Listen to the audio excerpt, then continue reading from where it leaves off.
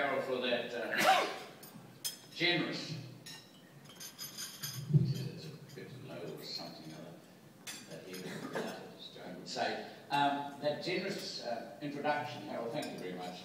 Carol and I have known each other in various capacities over many years, and it's good to see him looking on top of everything as well done. This business of retiring should be for other people. And I thank you for inviting me here, and I was thinking while I was sitting down that I guess in custom, and some might say in practice, for the two events I'm going to be attending and speaking at tonight with the Tainui people at Turangawawai, I should greet you in Maori in our rangatira, nā kamauto, the rangatiras over there, nā kuia, nā waka, I te he kainau, tēnā koutou, tēnā koutou, tēnā koutou katoa. Which is quite simply to the many chiefs, and this gathering has many chiefs. To the elders, as one or two might claim that's distinction.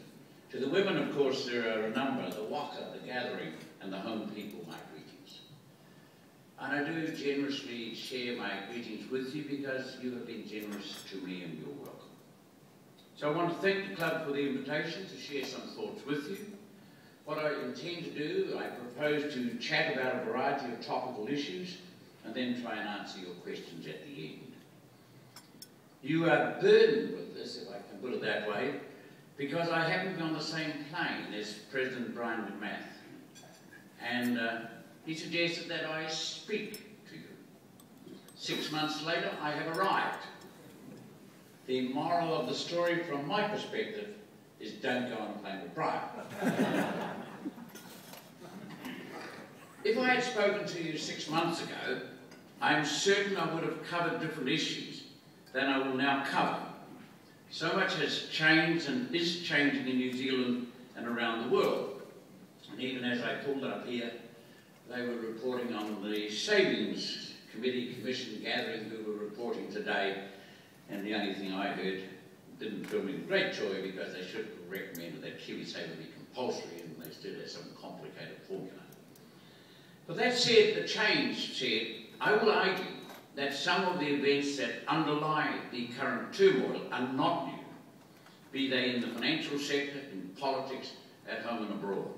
And especially the growing concern worldwide regarding how, when the world of 6.5 billion people has 1 billion people hungry, how are we going to feed a world of 9 billion people by mid-century, only 39 years away? That is perhaps the overarching challenge of all. And perhaps the only manifestation of this huge issue is the New Zealand debate, joined again this morning, on the sale of fertile farmland to foreign ownership. I will come back to that later, to food supply. So where to begin? I wrote that down for myself. The debt-fuel boom in developed Western-style economies, which almost all leaders and commentators believe would lead us forward to a new tomorrow, has instead bequeathed the burden of a new empire of debt. As we know here in New Zealand and elsewhere, we are uncertain as to whether we're still in recession or have just scraped through, just got out. And that shouldn't surprise those of you who recall history. Because in the 1930s depression, which started in 1929 in the United States, it was 12 long years before the US economy and 2 years of a war regained the size it was in 1929.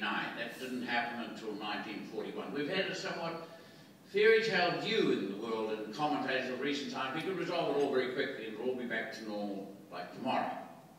After we wrote off about 25% of the world's wealth dumped in a hole, there was no possibility of the recovery being so easy or so rapid.